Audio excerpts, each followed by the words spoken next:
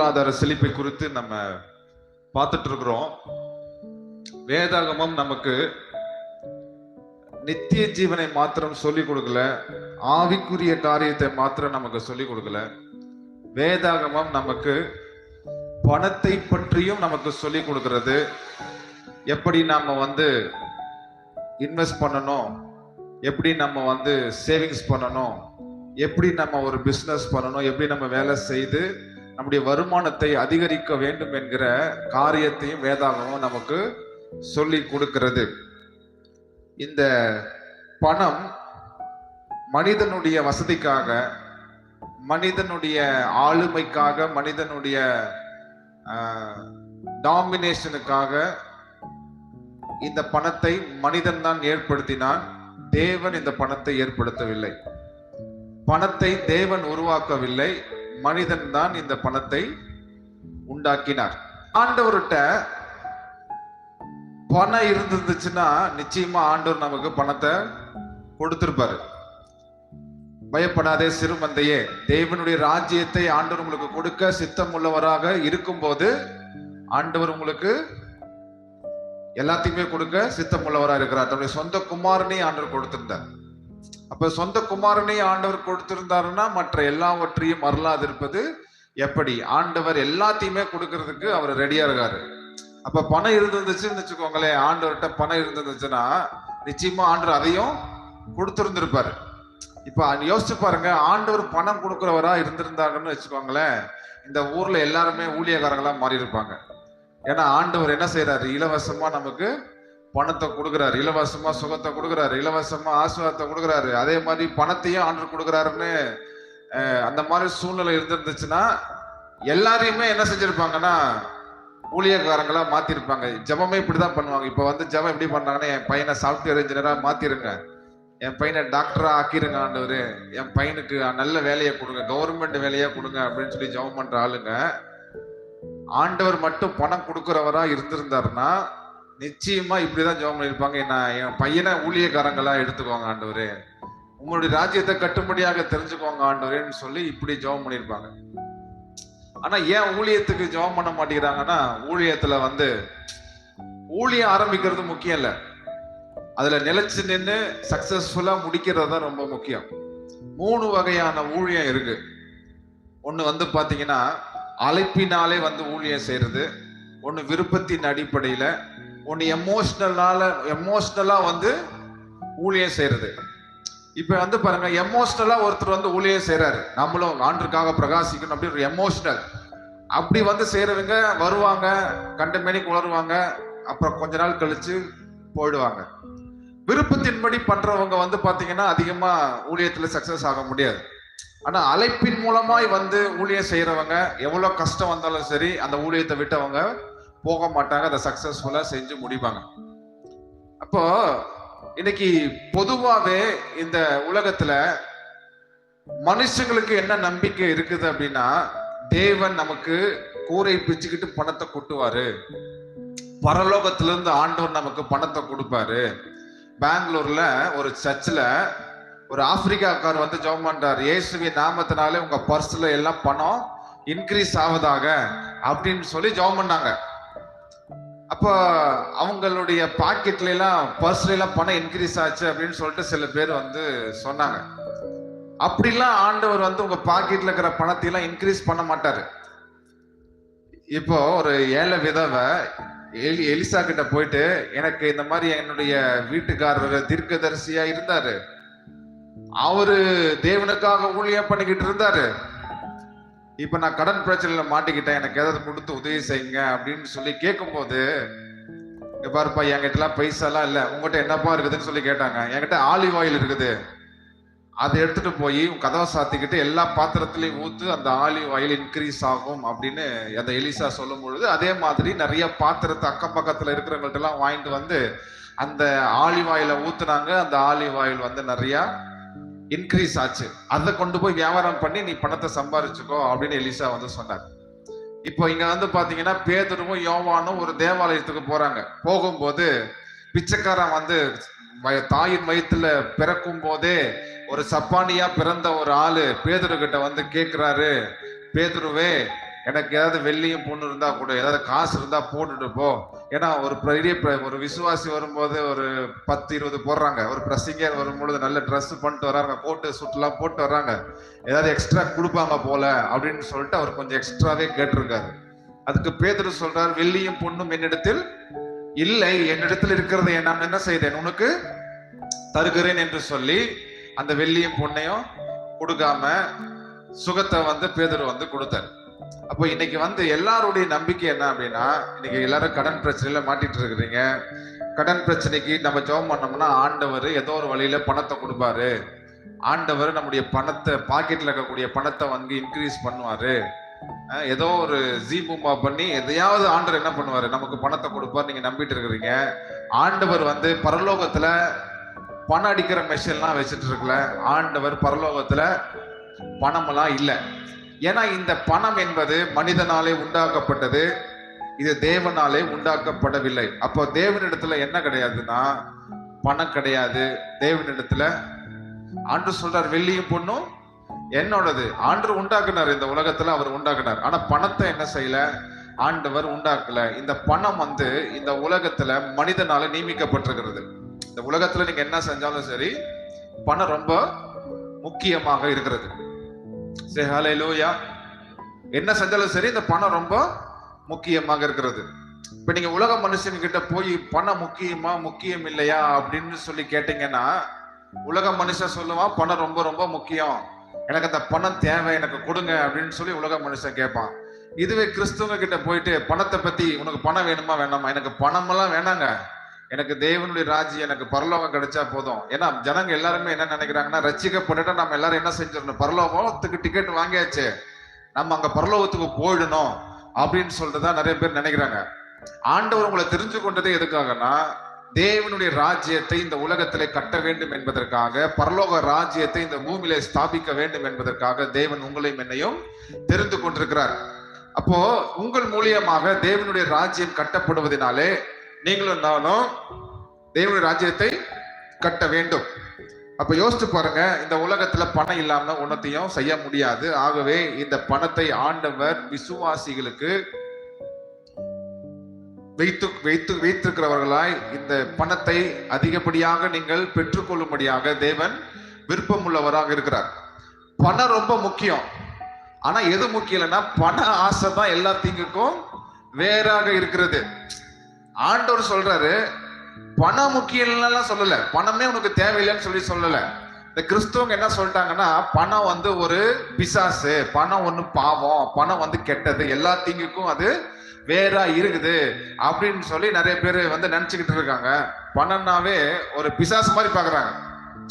அப்படி அந்த பணத்தை பத்தி பிரசங்கம் பண்றவங்களையும் எப்படி பாக்குறாங்கன்னா, ஒரு கள்ள தீர்க்கதரிசி மாதிரி தான் பாக்குறாங்க, கள்ள போதகர் மாதிரி தான் பாக்குறாங்க. ஏன்னா அப்படிதான் என்ன செஞ்சுட்டு இருக்காங்கன்னா, இந்த உலகத்துல பிரசங்கம் பண்ணிக்கிட்டு இருக்காங்க. இந்த உலகத்துல 2 வகையான கள்ள போதனை இருக்குது. ஒண்ணு, 2 போதனை இருக்கு. ஒண்ணு, தேவன் உங்களுக்கு பணத்தை கொடுப்பாரு, ரட்சத்தனையான பணத்தை கொடுப்பாரு, தேவன் உங்களுக்கு பாக்கெட் நிறைய பணத்தை கொடுப்பாரு, உங்க பர்ஸ்ல எல்லாம் பணம் இன்க்ரீஸ் ஆகும் அப்படின்னு சொல்றது ராங் டீச்சிங். ஆண்டவர் பணத்தை எல்லாம் கொடுக்க முடியாது. ஆண்டவர்கிட்ட பணம் இருந்தா தானே கொடுக்கறதுக்கு, அவர்கிட்ட எங்க பணம் இருக்குது, அவர் கொடுக்க முடியாது. 2வது, ஆண்டவர் உங்களுக்கு தரித்திரத்தை தான் கொடுப்பாரு. ஏன்னா பரலோகத்துக்கு போற வாசல் இடுக்கலாயும் குறுகலாயும் இருக்கிறது. அப்போ ஏழ்மையின் மூலமாக நம்ம பிரவேசிச்சாதான் பரலோகத்துக்கு போக முடியும். ஆண்டவர் சொல்லியிருக்காரு, முதலாவது தேவனுடைய ராஜ்யத்தையும் அவருடைய நீதியும் தேடுங்கள், அப்பொழுது எல்லாம் உங்களுக்கு கூட கொடுக்கப்படும் என்று தேவன் சொல்லியிருக்கிறாரு. அப்போ தேவனுடைய ராஜ்யத்தை நம்ம எப்ப தேட முடியும்னா, வசதி வாய்ப்பா இருக்கும் போது தேவனை தேட முடியாது. கஷ்டப்படும் போது, தரித்திரத்துல இருக்கும் போது, ஏழ்மையில இருக்கும் போது தான் நம்ம தேவனை தேட முடியும். அதனால ஆண்டவர் ஏழ்மையை விரும்புறாருன்னு சொல்லி நிறைய பேர் சொல்றாங்க. அப்படி கிடையாது. ஆபிரகாம் ஐஸ்வர்யம் உள்ளவரா இருந்தாரு, அவர் இன்னைக்கு தேவனை தேடாம இருந்தாரு. சாலமோன் ஐஸ்வர்யம் உள்ளவரா இருந்தாரு, அவர் எங்க தேவனை தேடாம இருந்தாரு. யோபு ஐஸ்வர்யம் உள்ளவரா இருந்தாரு, அவர் எங்க தேவனை தேடாம இருந்தாரு. தேவனை தேடுவது என்பது நம்முடைய சுய பலத்தினாலே வருவதல்ல, அது தேவனுடைய பலத்தினாலே வருகிறது. அதாவது ஆவிக்குரிய வாழ்க்கை என்பது வெறும் தண்ணி தெளிக்கிறதுல கிடையாது. ஜெபம் பண்ணி எண்ணெயை ஊத்தி ஜெபம் பண்ணி வீடு முழுக்க தண்ணி தெளிக்கிறதுல பக்தி இல்லை, சரிங்களா? உபவாசத்துல உங்களுடைய பக்தி கிடையாது. இன்னைக்கு வந்து பாத்தீங்கன்னா நிறைய பேர்த்துடைய நம்பிக்கை என்னன்னா, ஜெப எண்ணெயை கொண்டு போய் வீட்டுல வச்சோம்னா பணம் இன்க்ரீஸ் ஆகும். சில பேர்லாம் சொல்லுவாங்க இல்லையா, வெந்தயத்தையும் கடுகையும் பட்டயத்தையும் கொண்டு போய், அதாவது லவங்க பட்டையெல்லாம் கொண்டு போய் பீரோ கடையில வச்சீங்கன்னா பணம் இன்க்ரீஸ் ஆகும்னு சில பேர் சொல்லிட்டு இருக்காங்க. அப்புறம் கருங்காலி மாலையை வாங்கிட்டு போட்டீங்கன்னா பணம் இன்க்ரீஸ் ஆகும். வீடு முழுக்க எண்ணெயை தெளிச்சிங்கன்னா இன்க்ரீஸ் ஆகும். அப்படின்லாம் லூசுத்தனமா பிரசங்கம் பண்ணிட்டு இருக்காங்க. அப்படிலாம் வந்து பண்ணினாலாம் பணம் வந்து இன்க்ரீஸ் ஆகாது. சோ ஆண்டவர் ஏழ்மையை விரும்புகிற தேவன் அல்ல, நீதிமான் ஐஸ்வர்யம் உள்ளவனாய் வாழ வேண்டும் என்று தேவன் விரும்புகிறார். வேத வசனம் சொல்லுது, நீதிமானுடைய வீட்டிலே அநேக பொக்கிஷங்கள் உண்டாக இருக்கிறது. யாருகிட்ட பணம் இருக்கணும் அப்படின்னா, ஊழியக்காரங்க கிட்டையும் விசுவாசிக்கு கிட்டையும் பணம் நிச்சயமாக இருக்க வேண்டும். அப்பொழுதுதான் நாம சரியான ஊழியத்தை செய்ய முடியும். இன்னைக்கு வந்து சர்ச்சு கட்டுறதுக்கு காசு வேணும். நீங்க கோடீஸ்வரர்கள்லாம் இருந்தீங்கன்னா 1 கோடி ரூபாய் கொடுத்தீங்கன்னா ஈஸியா லேண்ட் வாங்கி நிறைய சர்ச்சு கட்டியிருக்கலாம். சர்ச்சுக்கு தேவையான எல்லா பொருளும் வாங்கியிருக்கலாம். சோ நாம் தேவனுடைய ராஜ்யத்தை கட்ட வேண்டும் என்கிற பொறுப்பை ஆண்டவர் நமக்கு கொடுத்திருக்கிறார். 1 தீமோத்தேயு 6ஆம் அதிகாரம் 10வது வசனம் படிக்கலாமா? பண ஆசை எல்லா தீங்குக்கும் வேறாயிருக்கிறது. சிலர் அதை இச்சித்து விசுவாசத்தை விட்டு வழுவி அநேக வேதனைகளாலே தங்களை உருவை கொத்து கொண்டு இருக்கிறார்கள். பண ஆசை எல்லா தீங்குக்கும். பணம் தீங்கா இருக்குதா இல்ல பண ஆசை தீங்கா இருக்குதா? பண ஆசை தான் தீங்கா இருக்குது. சரியா? பண ஆசை எல்லா தீங்குக்கும் ஃபர்ஸ்ட். ரெண்டாவது என்ன செய்யறாங்களா, அதை இச்சித்து பண ஆசையினால அதை இச்சித்து அதுக்கு ஆசைப்பட்டு அதை என்ன செஞ்சுட்டாங்களா, விசுவாசத்தை விட்டு வழுவி போயிட்டாங்களா. அநேகர் வேதனையினாலே தங்களை உருவ குத்தி கொண்டிருக்கிறார்கள். அதனால இந்த வசனத்தை நிறைய பேர் எப்படி எடுத்துக்கிறாங்கன்னா, பணமே கூடாது, பணம் எல்லா தீங்குக்கும் வேறாக இருக்கிறது. யோபு ஜெபம் பண்ண மாதிரி அன்றன்ற ஆகாரத்தை என்ன பண்ணுங்க ஆண்டவரே, எங்களுக்கு அன்னதினமும் தாங்க ஆண்டவரே, எங்களுக்கு அதிகமான பணம் போதாது, எங்களுக்கு வேண்டாம், எனக்கு பணமே வேண்டாம் அப்படின்னு சொல்லி ஜெபம் பண்ற ஆளுங்க, பிரசங்கம் பண்ற ஆளுங்கலாம் நிறைய பேர் இருக்காங்க. இங்க ஆக்சுவலா பண ஆசைனா என்ன அப்படின்னு சொன்னா, கவனிங்க, பண ஆசை அநியாயமா சம்பாதிக்கிறது. அநியாயமா எப்படி சம்பாதிக்கலாம்? ஏமாத்தி சம்பாதிக்கிறது. கடன் வாங்கிட்டு கடன் கொடுக்காம, கடன் வாங்கிட்டு கடனை கட்டாம இருக்கிறது. அப்புறம் சூதாட்டம் விளையாடுறது, சூதாட்டம் விளையாண்டு சீட்டு விளையாடுறது, சூதாட்டம் விளையாடுறது. இந்த மாதிரி உடனே சீக்கிரமா பணம் வரணும் அப்படின்னு சொல்லி இன்வெஸ்ட்மெண்ட் பண்ணி அதன் மூலமா சம்பாதிக்கிறது. அதிகமான வட்டிக்கு ஆசைப்பட்டு பேங்க்லயே 1 ரூபா வட்டி தான் விடுறான். நம்ம என்ன எவ்வளவு கொடுறோம்? 10 ரூபாய்க்கும் 30 ரூபாய்க்கும் ஆசைப்பட்டு ஒருத்தர் அப்படித்தான் என்ன செஞ்சாராம், கம்ப்ளாஸ்ல வேலை செஞ்சுட்டு 30 லட்சம் ரூபாய் பணம் வந்துச்சான்.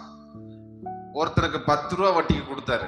30 லட்சம் ரூபாய் கொண்டு போய் 10 ரூபா வட்டி கொடுத்துட்டாரு. அவர் என்ன நினைச்சாருன்னா, 100க்கு 10 ரூபான்னா 10 லட்சம் ரூபாய்க்கு 10,000 ரூபாய், மாசம் 30,000 வரும். பேங்க்ல போட்டா கூட 30 லட்சம் ரூபாய்க்கு 3,000 ரூபாய் தான் வரும். அவர் என்ன பண்ணுவாரு, நமக்கு 30,000 கொடுப்பாருன்னு கொண்டே கொடுத்தாரு. கரெக்டா 2 மாசம் தான் அவர் வட்டி கொடுத்தாரு. 3வது மாசமெல்லாம் பொட்டியெல்லாம் கட்டிட்டு வேற ஊருக்கு போயிட்டாரு, எங்க காணாத தேசத்துக்கு போயிட்டாரு. இப்ப இவர் என்ன பண்ணிட்டு இருக்காரு, உருவ குத்துறாரு. இது என்னது? பண ஆசை எல்லா தீங்குக்கும் வேறாக இருக்கிறது. அது என்ன செய்தான், அதை சிலர் இச்சித்து விசுவாசத்தை விட்டு வழுவி அநேக வேதனைகளாலே தங்களை உருவ குத்தி கொண்டிருக்கிறார்கள். ஒரு 10 பாயிண்ட் நான் சொல்றேங்க. இல்ல பாஸ்டர் எங்களையே சொல்றாரு, என்னையவே சொல்றாரு அப்படின்னு சொல்லி நினைக்காதீங்க. வேதாகமும் உங்களை பத்தி சொல்லுது. நீங்க யாரெல்லாம் அப்படி இருக்கிறீங்க இல்லை அப்படிங்கிறது எனக்கு தெரியாது. அதனால உங்களை பத்தி நான் சொல்ல வரல. ஆண்டவர் வந்து இந்த வார்த்தையை வந்து உங்களுக்கு கொடுக்கிறார். சரியா? ஹல்லேலூயா. இந்த மாதிரி வட்டிக்கு விடுற ஆளுங்களா, வட்டிக்கு விடுறவங்களா இருந்தீங்கன்னா நீங்க எப்படி பண்றவங்களா இருக்கிறீங்கன்னா, பண ஆசையினால தான் என்ன பண்ணிட்டு இருக்கிறீங்க, பண ஆசையினால வட்டிக்கு விட்டுட்டு இருக்கிறீங்க. அப்புறம் 2வது என்ன பண்றீங்க, மகளிர் லோன் வாங்குறீங்க. காசு இருக்குது, ஆனா பணத்துக்கு ஆசைப்பட்டு என்ன பண்ணிடுறீங்க, கடன் வாங்குறீங்க. கடன் கட்டுறதுக்கு திராணி இருந்துச்சுன்னா நீங்க என்ன பண்ணலாம், கடன் வாங்கலாம். ஆனா கடன் கட்டுறதுக்கு திராணியே இல்லாம வாங்கிட்டு ஏமாத்துறது, பணம் வாங்கிட்டு கடன் கட்டாம போறது என்னதுங்க, பண ஆசை. அப்புறமா சீட்டு போட்டு சீட்டு காசு என்ன பண்றது இல்ல, கட்டுறது கிடையாது, அல்லது சீட்டு போட்டு ஏமாத்தி ஊரை விட்டு போயிடுறது. நான் நிறைய பேர்த்த பார்த்துருக்கேன், சீட்டு போடுவாங்க, ஆனா சீட்டு காசு என்ன பண்ண மாட்டாங்க, கொடுக்காம ஆட்டையை போட்டு கிளம்பிடுவாங்க. அப்புறம் ஸ்டாக் மார்க்கெட்ல இன்வெஸ்ட் பண்றது, உடனே இன்னைக்கே இன்வெஸ்ட் பண்ணி இன்னைக்கே 1 லட்ச ரூபாயை போட்டு இன்னைக்கே 1 லட்ச ரூபாய் வரணும் அப்படின்னு சொல்லி பிசினஸ் பண்றது. அப்புறம் பொய்யான பிசினஸ் பண்றது, இல்லீகல் பிசினஸ் பண்றது, சட்டம் அங்கீகரிக்காத பிசினஸ் பண்ணி அதன் மூலமா பணத்தை சம்பாதிக்கிறது. பண ஆசை எல்லா தீங்குக்கும் வேற இருக்குது அப்படிங்கிற மாதிரி இதன் மூலமா பணத்தை இச்சித்து குறுக்கு வழியில, இப்ப கவர்மெண்ட் எம்ப்ளாயிஸ் எல்லாம் பாத்தீங்கன்னா வேலை செய்யறாங்க, லஞ்சம் வாங்குறாங்க. இன்னைக்கு தாசில்தார் ஆபீஸ்ல, கலெக்டர் ஆபீஸ்ல, பல இடத்துல என்ன பண்ணிட்டு இருக்காங்க, லஞ்சம் வாங்கிட்டு இருக்காங்க, ஏமாத்தி பிழைக்கிறது. அப்புறம் மளிகை சாமானை வாங்க போன இடத்துல மளிகை கடைக்காரனுக்கு மளிகை சாமானை வாங்கிட்டு அவன் காசு என்ன பண்ணிடுறது, ஏமாத்துறது. பஸ்ல போனா பஸ்ல டிக்கெட் எடுக்காம டிராவல் பண்றது. இந்த மாதிரி ஏமாத்தி அடுத்தவங்களுடைய காசுக்கு இச்சித்து, அடுத்தவங்களுடைய பணத்தை இச்சித்து, அடுத்தவங்களை ஏமாத்தி நீங்க சம்பாதிக்கிறவர்களாக நீங்கள் இருந்தீர்கள் என்று சொன்னால், இல்லீகல் பிசினஸ் பண்ணக்கூடியவர்களா இருந்தீர்கள் என்று சொன்னால், மற்றவருடைய பணத்தை நீங்கள் நேசிக்கிறவர்களா இருந்தீங்கன்னு சொன்னா அதுக்கு பேர் என்னது, பண ஆசை. அல்லேலூயா. யாருக்காவது பணம் கொடுக்கணும்னு இருந்துச்சுன்னா தயவு செஞ்சு பிரயாசப்பட்டு கொடுக்க ஆரம்பிங்க. பைபிள் சொல்லுது பாருங்க, இது எல்லா தீங்குக்கும் வேற இருக்குது. பண ஆசையினால நிறைய பேர் என்ன பண்ணிட்டாங்களாம், விசுவாசத்தை விட்டு விலகி போயிட்டாங்களாம். இப்ப கடன் கொடுத்துட்டாங்க, 30 ரூபா வட்டிக்கு கடன் கொடுத்துட்டாங்க. இப்ப அந்த காசை நம்பிதான் உட்காந்துட்டு இருக்கிறாங்க, அந்த காசு வரல. இப்ப பூவாக்கு என்ன பண்ணுவாங்க, பூவாக்கு ஒண்ணும் பண்ண முடியாது. அப்ப என்ன ஆகும், விசுவாசத்தை விட்டு விலகி போயிடுவாங்க. எப்படி சொல்லுவாங்க, என்ன ஆண்டு கை விட்டுட்டாரு, நான் வட்டிக்கு கொடுத்தேன், ஊரை விட்டு ஓடி போயிட்டேன், ஏன் ஆண்டு தடுத்து நிறுத்தல, ஏன் ஆண்டு அதெல்லாம் பண்ணல அப்படின்னு சொல்லி கேள்வி கேட்கிறாங்க. நீங்க தப்பு பண்ணுவீங்களா, ஆனா ஆண்டு செய்யணும், உங்களுக்கு நீதி செய்யணும் அப்படின்னா எப்படி செய்ய முடியும், பண்றதே ஃப்ராடுத்தனம். சரிங்களா? அல்லேலூயா. யாரு ஃப்ராடுத்தனம் பண்றாங்கன்னா விசுவாசிக்கு தான் ஃப்ராடுத்தனம் பண்றாங்க. உலக மனுஷன் கூட பண விஷயத்துல எப்படி இருக்கான், உண்மையா இருக்கிறான். ஆனா விசுவாசி எப்படி இருக்கான், பண விஷயத்துல ரொம்ப மோசமா இருக்கிறான். அதனால இந்த பண ஆசையை விட்டு தள்ளுங்க. பணம் ரொம்ப முக்கியம், ஆனா பண ஆசை தான் என்னதுங்க, ரொம்ப கேடு கெட்டத்தனமா இருக்குது. இந்த பண ஆசை உங்களுடைய வாழ்க்கையவே என்ன பண்ணிடுமா, கெடுத்து போட்டுருமா, உங்களுடைய வாழ்க்கையவே நாசக்கெடு பண்ணிடும் அப்படின்னு சொல்லி வேதாகம சொல்லுது. சரி பாஸ்டர், பண ஆசை தப்பா இருக்குது, ஓகே. ஐஸ்வர்யவானாக கூடாதுன்னு பைபிள் சொல்லுதே, ஐஸ்வர்யவானாகிற விருப்பமே நமக்கு இருக்கக்கூடாதுன்னு பைபிள் சொல்லுதே. நம்ம அந்த விருப்பத்தை மட்டும் நம்ம ஏன் வச்சுக்கணும், அந்த விருப்பத்தை மட்டும் நம்ம ஏன் பெற்றுக்கொள்ளணும் அப்படின்னு சொல்லி நீங்க கேள்வி கேட்டீங்கன்னா பாருங்க, 9வது வசனத்துல சொல்லுது, அதே 10:9 ஐஸ்வர்யவான்களாக விரும்புகிறவர்கள் சோதனையிலும் கண்ணியிலும் மனுஷரை கேட்டிலும் அழிவிலும் அமிழ்த்துகிற மதிக்கேடும் சேதமுமான பலவித இச்சைகளினாலும் விழுகிறார்கள். என்ன சொல்லுது, ஐஸ்வர்யவான்களாக விரும்புகிறவர்கள் சோதனையிலும் கண்ணியிலும் மனுஷரை கேட்டிலும் அழிவிலும் அமிழ்த்துகிற மதிக்கேடும் சேதமுமான பலவித இச்சைகளிலும் விழுகிறார்கள். பாருங்க, இந்த ஒரு வசனத்தை மட்டும் நீங்க எடுத்துட்டீங்கன்னா சிம்பிளா சொல்லுது. என்ன சொல்லுது பைபிள், ஐஸ்வர்யவான்கள் ஆகக்கூடாது அப்படின்னு பைபிள் சொல்லுது. ஐஸ்வர்யவான்களாகிறதுக்கு விரும்பக்கூடாது அப்படின்னு சொல்லுது. யோசிச்சு பாருங்க, கவனிங்க. வேத வசனம் ஒரு கத்தி மாதிரிங்க. கத்தி வேணுமா வேணாமா, கத்தி வேணும். வெங்காயம் வெட்டுறதுக்கு, காய்கறி வெட்டுறதுக்கு, கறி வெட்டுறதுக்கு நிச்சயமா கறி வேணும். அந்த கத்தியை வச்சு மனுஷனையும் வெட்டலாம், காயும் வெட்டலாம். அதனால கத்தி தேவையில்லை அப்படின்னு சொல்லக்கூடாது. கத்தி நிச்சயமா வேணும். நீங்க அதை சரியாக பயன்படுத்தினீங்கன்னா அந்த கத்தி தேவை. கொலைகாரனுக்கு கத்தி தேவை வேணுமா, கொலைகாரனுக்கு கத்தி தேவையில்லை. ஏன்னா அவன்கிட்ட கத்தி கிடைச்சுன்னா என்னதான் செய்வான், மனுஷனை தான் வெட்டுவான். அவனுக்கு கத்தி தேவையில்லை. கத்தி யாருக்கு வேணும், சமையல் மாஸ்டருக்கு நிச்சயமா கத்தி தேவை. சரியா?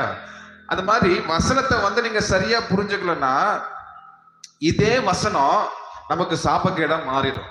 இந்த பைபிள் இருக்கக்கூடிய வசனத்தை நீங்க சரியா புரிஞ்சுட்டீங்கன்னா உங்களுக்கு ஆசீர்வாதம். சரியா புரிஞ்சுக்கலன்னா இதுவே சாபக்கேடாக மாறிடும். அப்போ ஒரு ஒத்த வாக்கியத்தை மாத்திரம் வேத வசனத்துல நம்ம எடுக்க கூடாது. மேல உள்ள வசனத்தையும் படிக்கணும், கீழே உள்ள வசனத்தையும் நம்ம படிக்கணும். அப்போ இந்த வசனத்தை வந்து புடிச்சுக்கிட்டாங்க நிறைய பேர். ஐஸ்வர்யவான்களாகிறதுக்கு விரும்பவே கூடாது. என்ன செய்யக்கூடாது? அப்புறம் ஏன் உங்க பிள்ளைங்களுக்காக ஜெபம் பண்றீங்க? ஆண்டவரே என் பையன் கலெக்டர் ஆகணும் ஆண்டவரே. ஏன் ஜெபம் பண்றீங்க? கலெக்டர் ஆச்சுன்னா என்ன ஆகும்? 1 லட்சம் ரூபாய் 2 லட்சம் சம்பளம் கிடைக்கும். ஆண்டவரே பிசினஸ் ஆசீர்வதிங்க. இப்படியும் ஜெபம் பண்றீங்க, இப்படியும் பிரசங்கம் பண்றீங்க, ஜெபமும் இப்படிதான் பண்றீங்க.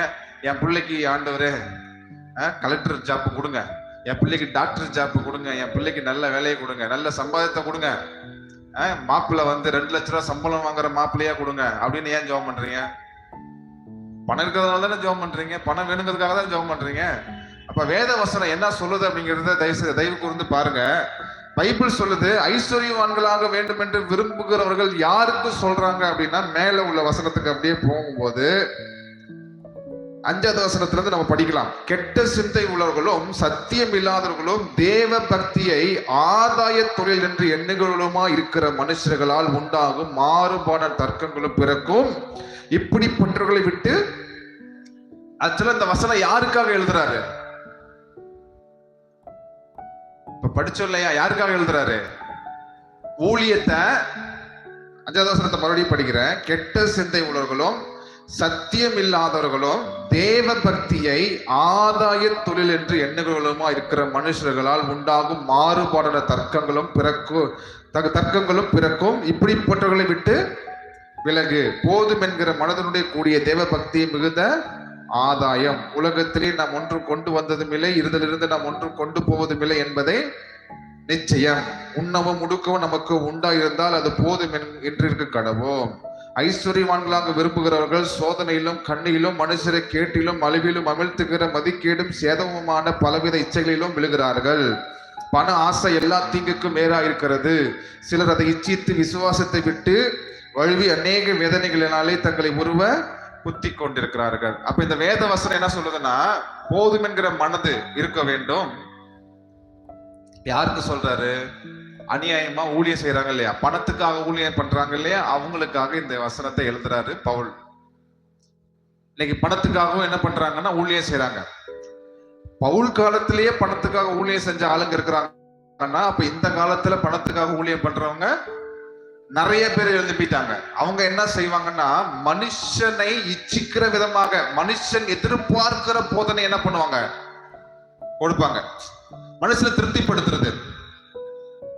மனுஷனுக்கு மனுஷனுடைய உங்களுடைய விருப்பம் என்ன, உங்களுடைய ஆசை என்ன அப்படின்னு சொல்லி அதை கவனித்து, அதை கூர்ந்து கவனித்து அதுக்கு தகுந்த மாதிரி பிரசங்கம் பண்ணி உங்ககிட்ட இருந்து என்ன செய்வாங்கன்னா பணத்தை கலெக்ட் பண்ணுவாங்க. அப்போ பவுல் சொல்றாரு, நான் மனிதனை பிரியப்படுத்துவனா இருந்தால் நான் தேவனுடைய ஊழியக்காரனே அல்ல. நான் மனிதனை பிரியப்படுத்தும்படியாக இந்த உலகத்துல நான் ஊழியம் செய்யல. தேவனை பிரியப்படுத்தும்படியாக, தேவனுக்காக இந்த ஊழியத்தை செய்யும்படியாக நான் ஊழியத்தை பண்ணுறேன். அப்ப உங்களை சாட்டிஸ்ஃபைட் பண்றதுக்காக ஊழியம் செய்யல.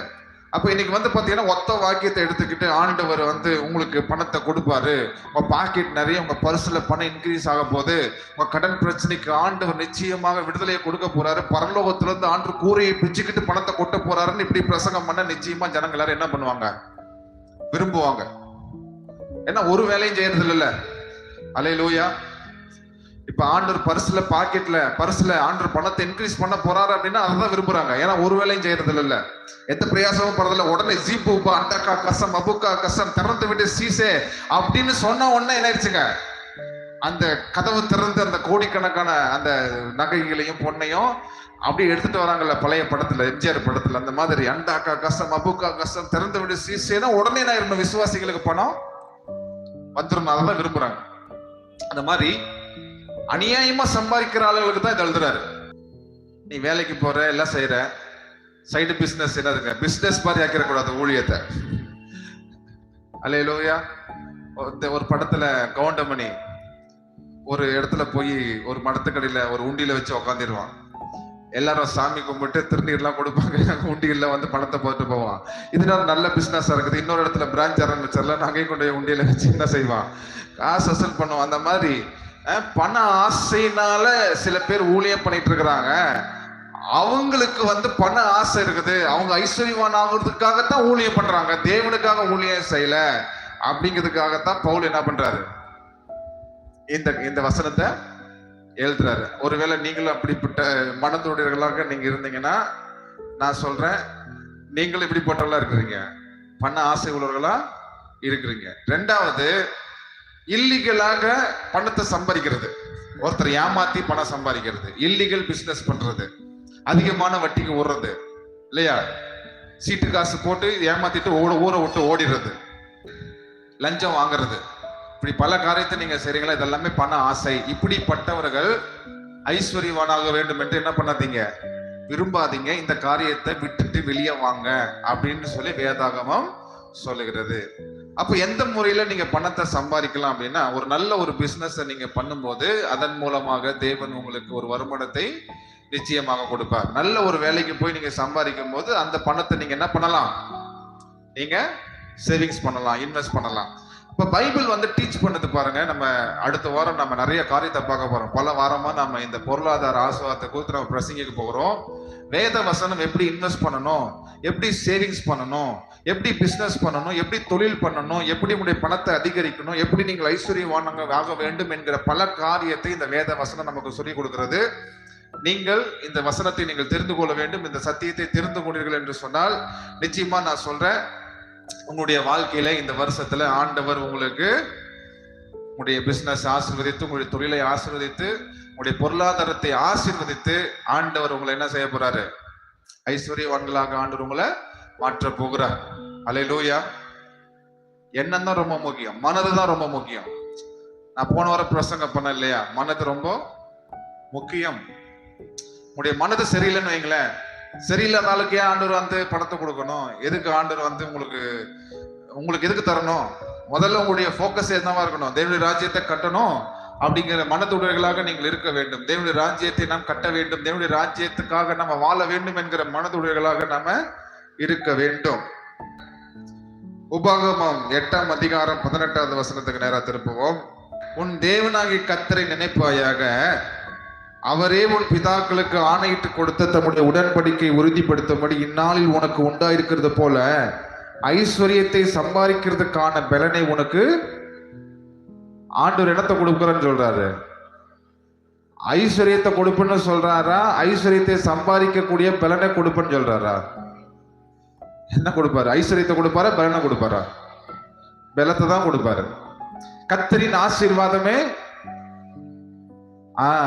ஆண்டவர் நீங்க கையிட்டு செய்யற காரியத்தை ஆசீர்வதிக்கும் போது அதன் மூலமாக உங்களுக்கு என்ன ஆகுது, ஐஸ்வர்யம் வருது. அந்த ஆசீர்வாதம் தான் ஐஸ்வர்யத்தை கொண்டு வருது தவிர ஆண்டவர் என்ன செய்ய போறது இல்ல, பரலோகத்துல இருந்து கூரையை பிச்சுக்கிட்டு உங்களுக்கு பணத்தை கொட்ட போறது கிடையாது. ஆண்டவரால பணத்தை கொடுக்க முடியாது.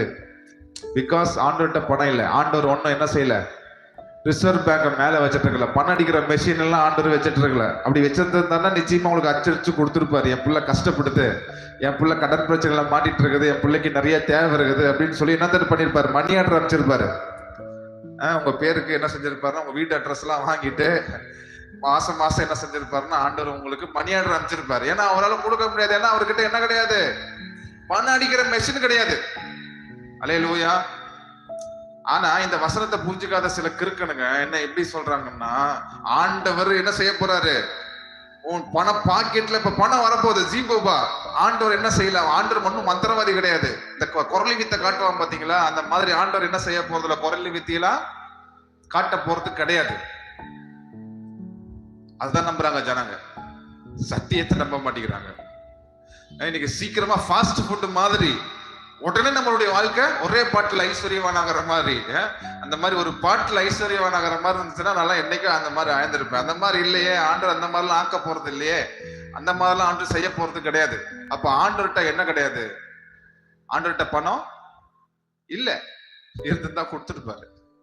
வேணா நீங்க வேணா சொல்லுங்க, ஆண்டவர்கிட்ட இருந்துச்சுன்னா சொல்லுங்க, நான் வேணா என்ன பண்ணிடுறேன், லெட்டர் போட்டு ஆண்டவர் எனக்கு கொஞ்சம் பணம் கொடுங்க, ஆண்டவர் பணம் தேவையா இருக்குது, சர்ச்சு கட்டுறதுக்கு லேண்ட் வேணும், சர்ச்சு கட்டுறதுக்கு பில்டிங் வேணும், காசு வேணும், எனக்கு காசு கொடுங்க ஆண்டவரேன்னு சொல்லி நான் கேட்டிருப்பேன். புரியுதுங்களா? அல்லேலூயா. ஆனா ஆண்டவர்கிட்ட என்ன இருக்குதுன்னா ஆசீர்வாதம் இருக்குது, ஆண்டவர்கிட்ட பலன் இருக்குது, ஆண்டவர்கிட்ட கிருபை இருக்குது.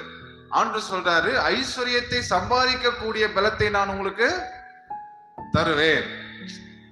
ஐஸ்வர்யத்தை சம்பாதிக்கிற பலனை கொடுக்குறாரு. அப்ப அவரே சொல்றாரு, கர்த்தரின் ஆசீர்வாதம் பிளஸிங்க கொடுக்கிறார் ஆண்டவர். கர்த்தரின் ஆசீர்வாதம் ஐஸ்வர்யத்தை கொண்டு வரும். ஐஸ்வர்யத்தை சம்பாதிக்கக்கூடிய பலனை உங்களுக்கு கொடுக்கிறார். அந்த பலன் எங்க இருக்குன்னா உங்களுக்குள்ள இருக்குது. வேர் இஸ் த பலன்? ஆண்டவர் உங்களுக்கு கொடுத்துட்டாரா கொடுக்கலையா? ஐஸ்வர்யத்தை சம்பாதிக்கிற பலன் உங்களுக்கு கொடுத்தாரா கொடுக்கலையா? ஆண்டவர் கொடுத்திருக்கிறாரு. கர்த்தரின் ஆசீர்வாதமே ஐஸ்வர்யத்தை தரும். அப்ப ஆண்டவர் உங்களை ஆசீர்வதிச்சிருக்காரா இல்லையா? ஆண்டவர் ஆசீர்வதிச்சாரு. ஆபிரகாமு கிட்ட வாக்குத்தத்தம் என்ன? உலகம் உன்மூலமாய் ஆசீர்வதிக்கப்படும். ஆபிரகாமுக்கு உண்டான வாக்குத்தத்தம் என்ன? உலகம் உன்மூலமாய் ஆசீர்வதிக்கப்படும். அப்ப நாம் இன்னைக்கு கிறிஸ்து இயேசுவை நாம் ஏற்றுக்கொண்டவர்களா இருந்தால், கிறிஸ்து இயேசு உங்களுக்குள்ளாக இருந்தால், ஆபிரகாமின் ஆசீர்வாதம் உங்களுக்குள்ளாக இருக்கிறது. ஐஸ்வர்யத்தை சம்பாதிக்கக்கூடிய பலன் உங்களுக்குள்ளாக இருக்கிறது. ஆண்டவர் எனக்கு பலனை கொடுக்கலன்னு சொல்லாதீங்க. உங்களுக்கு ஆண்டவர் பலனை கொடுத்திருக்கிறார். அப்போ என்னுடைய பலன் என் படிப்போ, என்னுடைய தாளந்தோ, என்னுடைய முயற்சியோ அல்ல. என்னுடைய பலன் தேவன் எனக்கு கொடுத்த பலனாக இருக்கிறது. என்னுடைய தகுதி என்னது? அவர் கொடுத்த பலன். ஆண்டவர் உங்களுக்குள்ளாக அந்த பலனை வைத்திருக்கிறார். ஆண்டவர் உங்களுக்குள்ளாக அந்த வல்லமையை வைத்திருக்கிறார். உங்களுக்குள்ளாக அந்த ஆசீர்வாதத்தை வைத்திருக்கிறார். பைபிள் சொல்லுது, அவர் வானத்தின் பலகணிகளை திறந்து என்ன செய்யறாரு? ஆண்டவர் வானத்தின் பல கனிகளை திறந்து இடம் கொள்ளாமல் போகும் மட்டும் உங்கள் மேல் ஆசீர்வாதத்தை வர்ஷிக்க பண்ணுகிறார். என்ன சொல்றாரு? வானத்தின் பல கனிகளை திறக்கிறாருன்னா கதவு அங்கிருந்து வானத்துல வந்து கதவு இருக்குது. அந்த கதவை திறந்தா அங்கிருந்து என்ன செய்வார்? ஆண்டவர் உங்களுக்கு பணத்தை எல்லாம் கொட்டுவாரு. அப்ப இடம் கொள்ளாமல் போக மட்டும் ஆசீர்வாதம் பெறுகிறோம் அப்படி இல்லை. அவர்கிட்ட என்ன இருக்குதுன்னா ஆசீர்வாதம் இருக்குது. அந்த ஆசீர்வாதத்தை பரலோகத்திலிருந்து அனுப்புறாரு. நன்மையான எந்த ஈவும் பூரணமான எந்த வரமும் ஜோதிகளின் பிதாவினிடத்திலிருந்து இறங்கி யாருக்கு வருது? நமக்கு வருது. ஆண்டவர் வானத்தை திறக்கும் போது அந்த இடத்துல இருந்து ஆசீர்வாதம் உங்க மேல வருது. ஆண்டவர் எந்த ஆசீர்வாதத்தை சொல்றாருன்னா, நீ விசுவாசிச்சு விதை விதைப்பாய். விதை விதைக்கும் போது ஆண்டவர் மலையை வர்ஷிக்க பண்ணி அதை 30, 60, 100 பல மடங்கு பெருக்கத்தை கொடுக்கும் போது அதை கொண்டு போய் நீங்க வியாபாரம் பண்ணினீங்க அப்படின்னா உங்களுக்கு என்ன வரும்? காசு வரும். அந்த காசின் மூலமாக உங்களுடைய பண்டக சாலை பூரணமாய் நிரம்ப முடியும். ஆலைகளில் திராட்சரசம் புரண்டு ஓடும் என்று தேவன் சொல்லுகிறார். அப்போ ஆசீர்வாதத்தை கொடுப்பதும் அவருடைய பலத்தை கொடுப்பதும் அவருடைய வேலை. அந்த பலத்தை நீங்கள் பயன்படுத்துவது உங்களுடைய வேலையாக இருக்கிறது. அல்லேலூயா. ஆண்டவர் உங்களை ஒண்ணு ஆசீர்வதிக்காம இல்ல, உங்களை ஆண்டவர் ஆசீர்வதிச்சிருக்கிறார். ஆண்டவர் உங்களுக்கு பலத்தை கொடுக்காம எல்லாம் இல்ல, ஆண்டவர் உங்களுக்கு பலத்தை கொடுத்திருக்கிறார். கடன் பிரச்சனையில் கட்டுகிற பலனை கொடுத்திருக்கிறார். நல்ல வாழ்க்கை வாழக்கூடிய பலத்தை கொடுத்திருக்கிறார். நல்ல ஒரு பிசினஸ் பண்ணக்கூடிய பலத்தை கொடுத்திருக்கிறார். நல்ல ஒரு வேலைக்கு போகக்கூடிய பலத்தை நீங்க ஆண்டவர் உங்களுக்கு கொடுத்திருக்கிறார்.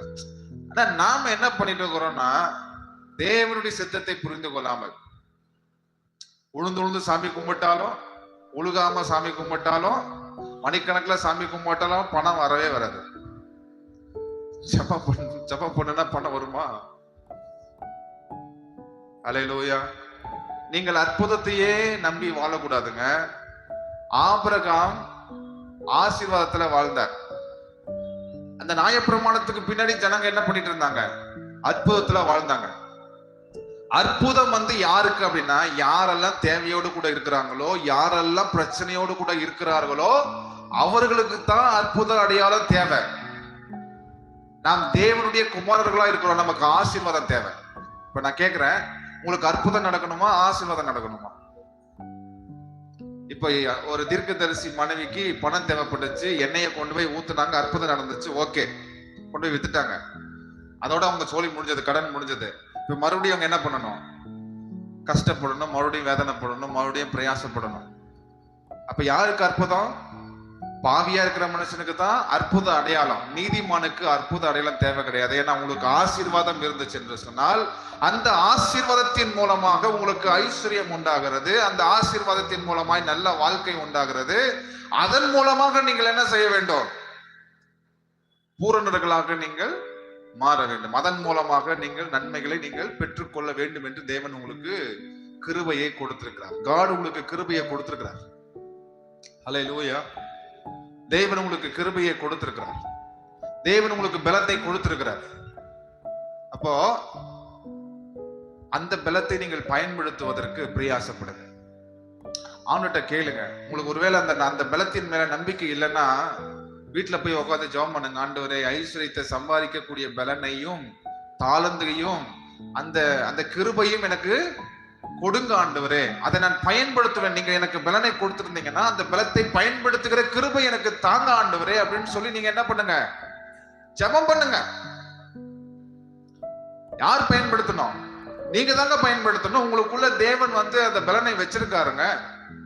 ஆண்டவர் உங்களுக்குள்ள அந்த ஆசீர்வாதத்தை வச்சிருக்காருங்க. அதை நீங்க என்ன பண்ணிட்டு இருக்கீங்க? வேஸ்ட் பண்ணிட்டு உட்கார்ந்துட்டு இருக்கிறீங்க. அந்த பலனை நீங்க வீணாக்கி கொண்டு இருக்கிறீங்க.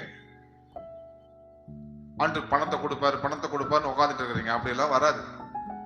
தயவு செஞ்சு என்னையோட என்ன பண்ணிருங்க, தாட்டை தூக்கி போட்டுடுங்க. ஆண்டவர்கிட்ட இருந்து பணம் வரும். ஜீபம்பா போட்டு ஆண்டவர் கொண்டு வந்து கொடுப்பாரு.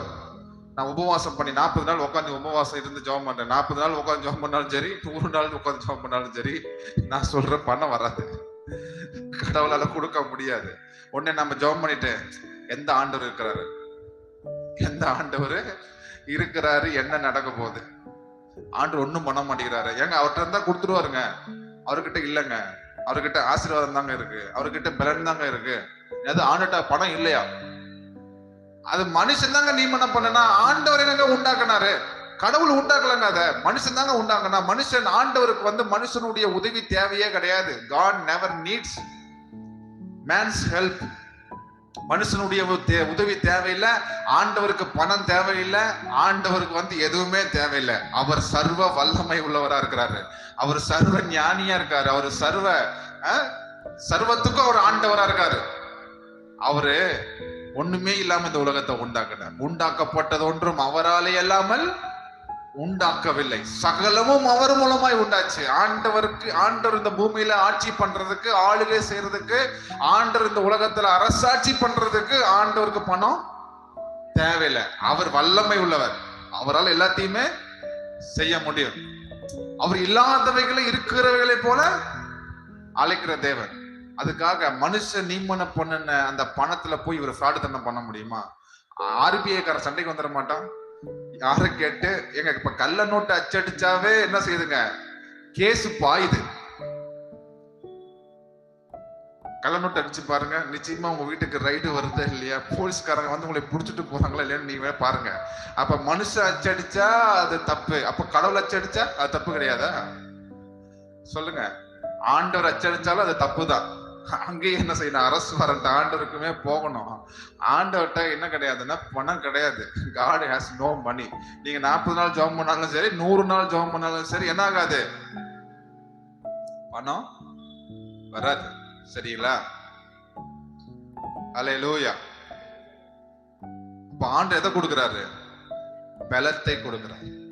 ஆண்டவர் உங்களுக்கு ஐஸ்வர்யத்தை சம்பாதிக்கிற ஆசீர்வாதத்தை கொடுத்திருக்கிறார். அவர் வல்லமை உங்களுக்கு கொடுத்திருக்கிறார். அந்த வல்லமை நீங்கள் பெற்றுக்கொண்டீங்களா இல்லையா அப்படின்னு சொல்லி பாத்தீங்கன்னா நீங்கள் பெற்றுக்கொண்டிருக்கிறீங்க. என்னைக்கு நீங்கள் ரட்சிக்கப்பட்டீங்களோ, என்னைக்கு ஆண்டவர் உங்களை தன்னுடைய சொந்த பிள்ளையாக முத்தரித்தாரோ, அன்றைக்கே ஆண்டவர் எல்லாவற்றையும் உங்களுக்கு கொடுத்துட்டார். அல்லேலூயா. நான் மத்தவங்களோட கம்பேர் பண்றதை ஸ்டாப் பண்ணிட்டு, மத்தவங்களுடைய வாழ்க்கையை பார்க்கறத விட்டு போட்டு, ஆண்டவர் உங்களுக்கு என்ன கொடுத்திருக்கிறாரு, அதை எப்படி பயன்படுத்த வேண்டும் என்கிற காரியத்தை யோசிச்சு பாருங்க. எல்லாத்தையுமே விசுவாசத்தினால செயல்படுத்த ஆரம்பியுங்க. பிரயாசப்பட ஆரம்பியுங்க. முயற்சி செய்ய ஆரம்பியுங்க. அதை விட்டுட்டு ஒரே மாதிரி இருக்காதீங்க. ஹல்லேலூயா. எத்தனை பேர் இருக்கிறீங்களா? நம்ம வாழ்க்கையில நல்ல திட்டங்களை வச்சிருக்கணும். நல்ல திட்டங்களை. கெட்ட எண்ணத்தையும் கேடு கெட்ட எண்ணத்தையும் தூக்கி தூர போட்டுட்டு அடுத்தவன் எப்படி கெடுக்கலாம், அடுத்தவனுடைய வேலையை எப்படி நாசக்கெடு பண்ணலாம் அப்படிங்கிற சிந்தனையெல்லாம் தூக்கி போட்டுட்டு, அதெல்லாம் பிசாசுத்தனத்துக்குரிய காரியம். ஒருத்தவங்க உங்களுக்கு விரோதமா எழும்புனாங்கன்னா நான் சொல்றேன், அவங்க நிச்சயமா ஒரு நாள் காணாம போயிடுவாங்க. அதனால ஒருத்தன் நமக்காக எழும்பினாலும் கவலைப்படாதீங்க. ஒருத்தன் உங்களுக்கு உங்க வாழ்க்கையில பிரச்சனை கொண்டு வரானா நான் என்ன செஞ்சிடாதீங்க, சண்டைக்கு போயிடாதீங்க. ஆண்டவர் நிச்சயமாக உங்களை விடுதலை செஞ்சு உங்களை வெட்கப்படுத்த விட மாட்டாரு. கிறிஸ்து விசுவாசிக்கிறவர்கள் ஒரு நாள் என்ன செய்ய மாட்டார்? வெட்கப்பட்டு போக விட மாட்டார். அல்லேலூயா. அதனால இன்னைக்கு வந்து பாருங்க, கெட்ட புத்தி, கேடு கெட்ட புத்தி என்ன செஞ்சிருங்க, தூக்கி தூர போட்டுட்டு, அடுத்தவங்களோட கம்பேர் பண்ற எண்ணத்தையும் தூக்கி போட்டுட்டு, அடுத்தவங்களுக்கு அது இருக்குது இது இருக்குது, அடுத்தவங்களை பார்த்து நீங்க என்ன பண்ணக்கூடாது? ரியாக்ட் பண்ணக்கூடாது. நீங்க தான், அவங்க தான். அவங்க கார் வாங்கிட்டீங்கிறதுக்காக நீங்க என்ன பண்ண, கடனை உடனே வாங்கிட்டு வந்து கார் வாங்கிட்டீங்கன்னா அந்த கடன் பிரச்சனை ரொம்ப உங்களுக்கு பேஜாரா மாறிடும். அடுத்தவன் வீடு கட்டிருக்கிறான், நாமளும் வீடு கட்டணும் அப்படிங்கிற ஒரு ஸ்டேட்டஸுக்காக என்ன பண்ணாதீங்க, வைக்காதீங்க. உங்களுக்கு என்று ஆண்டவர் சில காரியத்தை, சில ஆசீர்வாதங்களை, மிகுதியான ஆசீர்வாதத்தை, நீங்கள் கற்பனைக்கு எட்டாதமான காரியத்தை ஆண்டு உங்களுக்காக நியமனம் பண்ணி வச்சிருக்காரு. ஆண்டு உங்களுக்காக பல காரியத்தை ஆண்டு உங்களுக்காக வச்சிருக்கிறாரு. அதை நீங்க என்ன செஞ்சுங்க, எடுத்துக்கொள்ளுங்க. சரி, ஹல்லேலூயா. அதை நீங்க எடுத்துக்கொள்றதுக்கு முயற்சி பண்ணுங்க. சரியா? உண்மையான இருதயம் உள்ளவங்களா இருங்க. உண்மையா இருங்க. உங்க வாழ்க்கையில நீங்க பண்ணக்கூடிய காரியத்துக்கு உண்மையா இருங்க. மனுஷனுக்கு உண்மையா இருக்கிறீங்களோ இல்லையோ, தேவனுக்கு நாம என்ன செய்ய வேண்டும்? உண்மையாய் இருக்க வேண்டும். அவர் உங்களுக்கு பரிபூரண ஆசீர்வாதத்தை தருவார். வைக்கிறது இட்லி கடை, சரிங்களா? உங்களை சொல்றேன்னு நினைச்சுக்காதீங்க, சும்மா ஒரு எக்ஸாம்பிளுக்கு சொல்றேன். உடனே என்னதான் சொல்றீங்கன்னு நினைச்சுக்காதீங்க. ஏன்னா வம்பா இருக்குது, எதை பேசுறது எதை பேசக்கூடாதுன்னு எனக்கு தெரிய மாட்டேங்குது. சரிங்களா? அல்லேலூயா. நல்ல இட்லியா போடுங்க. அதுலயும் ஃப்ராடுத்தனம் பண்ணி என்ன செய்யக்கூடாது. பண்ணக்கூடிய தொழில்ல, பண்ணக்கூடிய வேலையில உண்மையா இருங்க. புரிதுங்களா? மனுஷனுக்கு உண்மையா இருக்கிறீங்களா இல்லையோ, ஆண்டவருக்கு உண்மையா இருக்கணும். நமக்கு பலன் எங்க இருந்து வருதுன்னா, மனுஷங்க கிட்ட இருந்து வரல, தேவனிடத்துல இருந்து வருகிறது. ஹல்லேலூயா. எங்க இருந்து வருது? தேவனிடத்துல இருந்து வருது. ஒருத்தரை ஏமாத்துனீங்கன்னா நிச்சயமா நீங்க 10 பேர்த்திட்ட ஏமாறுவீங்க. உடனே ஆண்டவர்கிட்ட போயிட்டு, ஆண்டவரே என்னை ஏன் ஆண்டவர் அவன் ஏமாத்தினான்? ஆண்டவர் சொல்வாரு, நீ அவனை ஏமாத்தின, அதனாலதான் நீ ஏமாந்துட்ட. எதை விதைக்கிறியோ அதான் என்ன செய்வீங்க? அறுவடை செய்வீங்க. புரியுதுங்களா? கண்டிப்பா நீங்க எதை விதைக்கிறீங்களோ அதை கண்டிப்பா அறுவடை செய்வீங்க. உங்க தொழிலை ஏமாத்துனீங்கன்னா வர கஸ்டமர் போயிடுவான். கஸ்டமருக்கு எல்லாமே தெரியும். ஏன்னா ஆல்ரெடி இந்த உலகத்துல நீங்க என்ன பண்ணிட்டு இருக்கீங்களோ அந்த 10 பேர் பண்ணிட்டு இருக்கிறான். உங்க பிசினஸ் எப்ப சக்சஸ்ஃபுல்லா மாறணும், அந்த 10 பேர்த்த விட நீங்க என்னைக்கு பெட்டரா பண்றீங்களோ அப்பொழுது உங்களுடைய பிசினஸ் வந்து சக்சஸ்ஃபுல்லா மாறும். நீங்க வந்து ஏமாத்தி கஞ்ச புஷ்னாரித்தனம் பண்ணி உங்களுடைய மனது சரியில்லாம அந்த காரியத்துல நீங்க ஏமாத்தக்கூடிய ஒரு நபராக நீங்க இருந்தீங்கன்னா, நீங்கள் தேவனுடைய வல்லமையை பயன்படுத்தவில்லை, தேவனுடைய பலனை நீங்க பயன்படுத்தல, உங்களுடைய சுயத்தை தான் நீங்க உட்காந்து நம்பிட்டு உட்காந்துட்டு இருக்கிறீங்க. இல்லையா? அல்லேலூயா. கடவுளுடைய தேவனுடைய பலத்தை நீங்கள் பயன்படுத்துவர்களாக நீங்கள் இருந்தால் நிச்சயமா உங்க காரியத்துல உண்மை உள்ளவர்களாய் இருப்பீங்க. உண்மையுள்ள ஊழியக்காரன் பரிபூரணமான ஆசீர்வாதத்தை பெறுவான். கொஞ்சத்தில் உண்மை உள்ளவன் அநேகத்துக்கு, கொஞ்சத்திலே உண்மை இல்லைன்னா உங்களை ஆண்டு எப்படி அநேகத்துக்கு அதிபதியா மாற முடியும்? கொஞ்சத்திலே உண்மை இல்ல, கொஞ்சத்திலே ஃப்ராடுத்தனம். அல்லேலூயா. ஒருத்தன் பால் ஊத்த போறான், டீ கடை வச்சிருக்கான். 1 லிட்டர் பாலுக்கு 1 லிட்டர் தண்ணி ஊத்தினா பரவாயில்ல, ஒரு அநேகத்துக்கு 3-4 லிட்டர் தண்ணியை ஊத்தி டீ வச்சா டீ கடை உருப்படுமா? கொஞ்சத்திலே உண்மை கிடையாது. எப்படி அநேகத்துக்கு ஆண்டவர் அதிபதியா மாத்த முடியும்? உங்க பிசினஸ்ல நீங்க யூனிக்கா இருங்க. உங்களுடைய வேலையில நீங்க எப்படி இருக்கணும்? சிறந்தவர்களாக நீங்கள் இருக்க வேண்டும். தன்னுடைய வேலையிலே சிறப்புள்ள மனுஷன் ராஜாக்களுக்கு முன்னாடி போய் நிப்பான் அப்படின்னு சொல்லி வேத வசனம் சொல்கிறது. புரியுதுங்களா? அல்லேலூயா. ஆண்டவர் உங்களுக்கு என்று ஒரு ஸ்பெஷல் தாளந்தை கொடுத்திருக்கிறார். ஆண்டவர் உங்களுக்கு என்று சில கிருபையை கொடுத்திருக்கிறார். ஆண்டவர் உங்களுக்கு என்று ஆசீர்வாதத்தை கொடுத்திருக்கிறார். அந்த ஆசீர்வாதத்தை கண்டுபிடிச்சு, அந்த பலத்தை கண்டுபிடிச்சு அதுல என்ன செய்யுங்க? டிராவல் பண்ண ஆரம்பியுங்கள். ஐஸ்வர்யம் ஈஸியா வரும். அல்லேலூயா. உடனே பஞ்ச பாட்டை பாடாதீங்க. எகிப்தியெல்லாம் பாடின மாதிரி. ஏன்னா ஆண்டவர் வனாந்தரத்துல கொண்டு வந்து சாவடிக்கிறீங்க. நான் எகிப்திலேயே இருந்ததுன்னா பவட்டிக்காயும் கீரியும் சாப்பிட்டுட்டு ரொம்ப சந்தோஷமா இருப்பேன். இந்த வனாந்தரத்துல கொண்டு வந்தீங்களே சாவடிக்கிறீங்களே அப்படின்னு சொல்லி வருத்தப்படாதீங்க, புலம்பாதீங்க. உங்க சூழ்நிலைக்கு காரணம் யாருன்னா நீங்க தான் காரணம். ஆண்டவர் ஒன்னும் காரணம் அல்ல. இனிமேலாவது என்ன பண்ணுங்க, மாறுங்க. புரிதுங்களா? இப்ப அதே வசனத்துல பார்த்து பாருங்க, 15வது வசனத்துல இருந்து படிக்கலாம். உன்னுடைய பின் நாட்களில் உனக்கு நன்மை செய்யும் பொருட்டு உன்னை சிறுமைப்படுத்தி உன்னை சோதித்து கொள்ளுவாய் சர்ப்பங்களும் தேள்களும் தண்ணீர் இல்லாத வறட்சியும் உள்ள பயங்கரமான பெரிய வனாந்திர வழியாய் உன்னை அழைத்து வந்தவரும் உனக்காக பாறையான கண்மலிருந்து தண்ணீரை புறப்பட பண்ணினவரும் உன் பிதாக்கள் அறியாத மன்னாவினால் வனாந்திரத்திலே உன்னை போஷித்து வந்தவருமான உன் தேவனாகி கர்த்தரை நீ மறவாமலும் என் சாமத்தையும் என் கைபலனும் இந்த ஐஸ்வரியத்தை எனக்கு சம்பாதித்தது என்று நீ உன் இருதயத்தில் சொல்லிக் கொள்ளாமலும் இருக்க எச்சரிக்கையாக இருந்து உன் தேவனாகி கர்த்தரை நினைப்பாயாக. அவரே உன் பிதாக்களுக்கு ஆணையிட்டு கொடுத்த தம்முடைய உடன்படிக்கை உறுதிப்படுத்தும்படி இந்நாளில் உனக்கு உண்டாயிருக்கிறது போல ஐஸ்வரியத்தை சம்பாதிக்கிறதுக்கான பலனை உனக்கு கொடுக்கிறவர். மேல பாருங்க, உன்னுடைய பின் நாட்களில் உனக்கு நன்மை செய்யும் பொருட்டு உன்னை சிறுமைப்படுத்தி. இஸ்ரவேல் மக்கள் ஆண்டவர் என்ன பண்ணினாராம்? சிறுமைப்படுத்தினாராம். ஏன்னா பின் நாட்களில் நன்மை செய்ய வேண்டும் என்பதற்காக. அல்லேலூயா. இப்போ ஒரு பெரிய ஆசீர்வாதத்துக்குள்ள அவங்க பிரவேசிக்கிறதுக்கு போறாங்க. அந்த வனாந்திரத்தை தாண்டினாதான் அந்த ஆசீர்வாதத்துக்குள்ள போக முடியும்.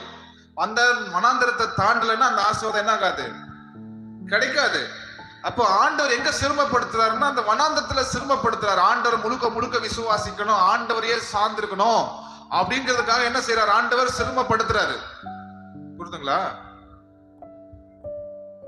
இன்னைக்கு அதே போல நீங்க சிறுமப்பட்டிருக்கலாம், நீங்க சக்சஸ்ஃபுல்லா இல்லாம இருக்கலாம், அவமானப்பட்டிருக்கலாம், வேதனைப்பட்டிருக்கலாம். அதை நீங்க என்ன செய்ய வேண்டும்? சகித்துக் கொள்ள வேண்டும். அதை நீங்கள் தாங்கிக் கொண்டு அதிலிருந்து நீங்க விடுபட்டு என்ன செய்யணும்? வெற்றியை நோக்கி நீங்கள் பிரயாணிக்கிறவர்களாக இருக்க வேண்டும். அந்த ஆசீர்வாதத்தை நோக்கி நீங்கள் பிரயாணிக்கிறவர்களாக நீங்கள் இருக்க வேண்டும். பழசையெல்லாம் உதறி தள்ளுங்க. முதல்ல இப்போ நீங்க பல அவமானப்பட்டிருக்கலாம், பல தோல்விகளை நீங்க அடைஞ்சிருக்கலாம், பல இடத்துல நீங்க எப்படி இருக்கலாம்? அவமானப்பட்டிருக்கலாம். அதெல்லாம் இப்ப என்ன செஞ்சிருங்க? உதறி தள்ளுங்க. பலவைகளை எல்லாம் விட்டுட்டு முன்னானவைகளையே நாம நோக்கி போக கடவன். ஏன் ஆண்டு உங்களை சிறுமப்படுத்தினாருன்னா, ஏன் நீங்க சிறுமையா நீங்க இருக்கிறீங்க அப்படின்னா, ஆண்டவர் உங்களை பெருசா ஆசீர்வதிக்கிறதுக்காகத்தான் ஆண்டவர் என்ன பண்ணிருக்காரு? இன்னைக்கு இந்த மாதிரி உங்களை வச்சிருக்காரு. ஐயோ எனக்கு ஏன் இப்படி, எனக்கு ஏன் இந்த மாதிரி சூழ்நிலை அப்படின்னு என்ன பண்ணாதீங்க, புலம்பாத. புலம்பிங் அந்த விட்டுருங்க. புலம்புறத முதல்ல விடுங்க. எனக்கு அது கிடையாது இது கிடையாதுன்னு முதல்ல புலம்புறத விட்டு போட்டு, ஆண்டவர் எனக்கு எல்லாத்தையுமே கொடுத்திருக்கிறார், ஆண்டவர் என்னை ஆசீர்வதித்திருக்கிறார், ஆண்டவர் எனக்கு ஐஸ்வரியத்தை சம்பாதிக்கிற பலனை கொடுத்திருக்கிறார், கர்த்தரின் ஆசீர்வாதம் எனக்கு வந்திருக்கிறது என்று சொல்லி நீங்கள் என்ன செய்யுங்க? பேசுங்க. அதை குறித்து சந்தோஷப்படுங்க. எனக்கு அது இல்லையே இது இல்லையே அப்படின்னு சொல்லி என்ன பண்ணாதீங்க, புலம்பாதீங்க. புரியுதுங்களா? சில பேர்லாம் வந்து பாத்தீங்கன்னா ஏதாவது பிசினஸ் பண்ணுவாங்க, தொழில் பண்ணுவாங்க, ஆனா என்ன பண்ணிடுவாங்க? ஆண்டவரை மறந்துடுவாங்க. சரியா? ஆனா ஆண்டவர் என்ன சொல்றாரு? என்ன நீ மறக்க கூடாது. வசனம் என்ன சொல்லுது? 17வது வசனத்துல என்ன சொல்லுது? என் சாமத்தையும் என் கைபலனும் இந்த ஐஸ்வரியத்தை எனக்கு சம்பாதித்தது என்று நீ உன் இருதயத்தில் சொல்லிக் கொள்ளாமல் இருக்க எச்சரிக்கையா இருந்து. என்ன சொல்றாரு? இப்ப இருக்கிற ஐஸ்வர்யம், இனிமே வரக்கூடிய ஐஸ்வர்யம் உங்களால வர போறது இல்ல. It is not by you. இது உங்களுடைய எபிலிட்டினால, உங்களுடைய முயற்சியினால, உங்களுடைய தாளந்தனால என்ன செய்ய போறது இல்ல, வர போறது இல்ல. அல்லேலூயா. உங்களுடைய தாளந்த குறிச்சு, உங்களுடைய ஸ்கில்ல குறித்து, உங்களுடைய வேலையை குறித்து, உங்களுடைய பிசினஸ் குறித்து மேன்மை பாராட்டாதீங்க. அது உங்களுடைய முயற்சியினால ஒரு நாளும் வர போறது இல்ல. ஆண்டவர் உங்களுக்கு ஸ்பெஷல் கிருபையை கொடுத்திருக்கிறார். அதன் மூலமா தான், அந்த எபிலிட்டி மூலமா தான், அந்த முயற்சி, அந்த பலத்தின் மூலமா தான் என்ன செய்ய போகுது? இது வரப்போகுது. அப்போ நீங்க எதையாவது செய்றீங்க அப்படின்னா தேவனை சார்ந்துதான் நீங்க செய்யணும். ஆரம்பிக்கிறது நல்லாதான் இருக்குது, ஆனா பினிஷிங் சரி மாட்டேங்குது, சரியா இருக்க மாட்டேங்குது. ஆரம்பம் நல்லாதான் இருக்குது. ஆனா நான் சொல்றேன், நீங்க ரொம்ப மோசமா ஆரம்பிக்கலாம், ஆனா முடிக்கிறது ரொம்ப சூப்பரா முடிக்கணும். ஆரம்பிக்கிறது ரொம்ப சூப்பரா ஆரம்பிச்சுட்டு முடிக்கிறது ரொம்ப மோசமா முடிச்சீங்கன்னா ரொம்ப என்ன ஆயிடும், பிரச்சனை ஆயிடும், ரொம்ப மோசமாயிடும். புரியுதுங்களா? ஆரம்பம் நல்லா ஆரம்பிக்கிறீங்களா இல்லையா, ஆனா முடிவு ரொம்ப சம்பூர்ணமா இருக்கணும். புரியுதுங்களா? ஆரம்பம் அற்பமா இருந்தாலும் முடிவு சம்பூர்ணமா இருக்கணும். அப்ப முதல்ல நீங்க வந்து எதை பண்ணினாலும் முதல்ல எதை தேடணும்? தேவனுடைய ராஜ்யத்தை முதல்ல எதை தேடணும்? நீ என்ன பிசினஸ் பண்ணாலும் சரி, எதை தேடணும்? ஆண்டவரை தேடணும். ஏன்னா அவரு தான் உங்களுக்கு அந்த பலத்தை கொடுக்குறாரு. அவரு ஆசீர்வதிச்சாதான் நீங்க ஐஸ்வர்யம் ஆக முடியும். அவர் தான் உங்களுக்கு என்ன கொடுக்குறாரு? அந்த எபிலிட்டியை கொடுக்குறாரு, அந்த பலத்தை கொடுக்குறாரு. ஆண்டவரே சொல்றாரு, என்ன மறந்துடாதப்பா, எல்லாம் உன்னை விட்டு போயிடுப்பா. என்ன மறந்தா, என்ன மறந்தா எல்லாம் உன்னை விட்டு போயிடும். எல்லாம் எங்க இருந்து வருதுன்னா அவர்கிட்ட இருந்து வருது. அவர் ஆஸ்வதிக்கிறதுனால தான் வருது, அவர் கொடுக்கறதுனால தான் வருது. அப்போ நம்ம வந்து எதை செய்தாலும் தேவனுக்கு என்று நாம் செய்ய வேண்டும். புரியுதுங்களா? அல்லேலூயா. ஏன் பண்ற காரியம், நீ கைட்டு செய்யற காரியத்தை ஆண்டவர் ஆசீர்வதிப்பேன்னு சொல்றாரு. அவர் பண்ற காரியம் ஏன் உருப்பட மாட்டேங்குது? யோசிச்சு பாருங்க, நீங்க என்ன தப்பு பண்ணீங்க, நீங்க வந்து என்ன காரியத்தை வந்து நீங்க செஞ்சீங்க அப்படிங்கிறத யோசிச்சு பாருங்க.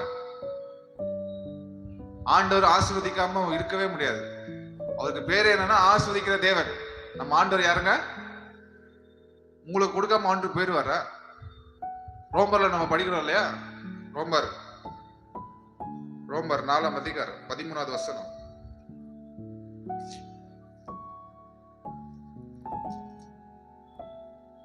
அன்றையும் உலகத்தை சுதந்தரிப்பான் என்கிற வாக்குத்தத்தம் ஆபிரகாமுக்காவது சந்ததிக்காவது நியாயப்பிரமாணத்தினால் கிடையாமல் விசுவாசத்தால் வருகிற நீதினால் கிடைக்கிறது. நீங்க நீதிமானா இல்லையா? நீதிமான பாவியா?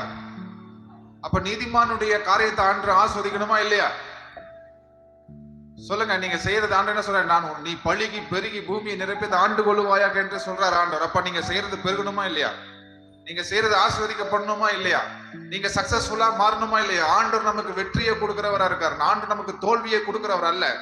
ஆண்டவர் நமக்கு வெற்றியும் ஜெயத்தையும் கொடுக்கிறவரா இருக்கிறார். ஆண்டவர் நம்மளை வெட்கப்படுத்துகிற தேவன் அல்ல, நம்மளை மகிமைப்படுத்துகிற தேவனா இருக்காரு. அப்ப அல்லேலூயா. அடுத்த வாரம் இந்த பலத்தை எப்படி பயன்படுத்தணும் அப்படிங்கிற காரியத்தை நான் என்ன செய்ய போறேன்? பிரசங்கிக்க போறேன்.